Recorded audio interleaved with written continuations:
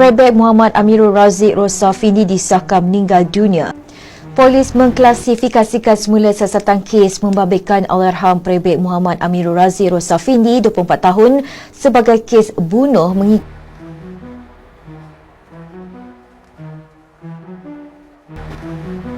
Insiden keganasan di sebuah kem tentera di Bentong yang bermula pada 30 Mac lalu berakhir dengan tragedi apabila seorang anggota disahkan meninggal dunia ketika menerima rawatan pada Sabtu.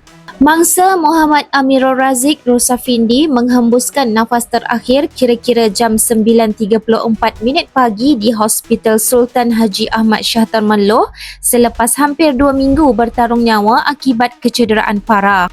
30 Mac 2026, kejadian serangan berlaku kira-kira jam 8.30 malam di stor senjata Kompeni C, Kem Batalion 25 Regimen Askar Melayu di Raja Bentong. Seorang anggota tentera dilaporkan koma manakala 6 lagi rakan setugasnya cedera. Insiden tersebut membabitkan seorang anggota tentera berpangkat korporal.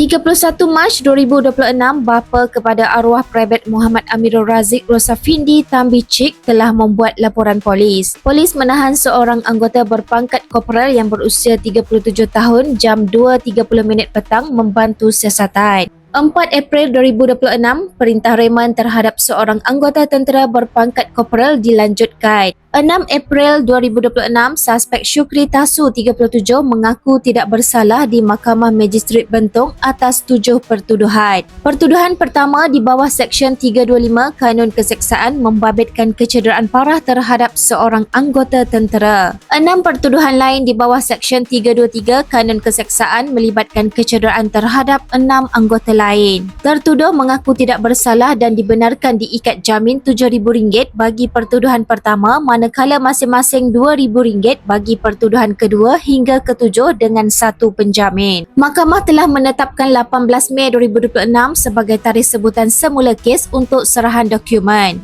11 April 2026, mangsa Muhammad Amirul Razik Rosafini disahkan meninggal dunia ketika menerima rawatan di Hospital Sultan Haji Ahmad Shah Termenloh kira-kira jam 9.34 pagi. Susulan itu, polis mengklasifikasikan semula siasatan daripada Seksyen 325 kepada Seksyen 302 Kanun Keseksaan. Siasatan lanjut termasuk penelitian semula keterangan saksi sedang dijalankan.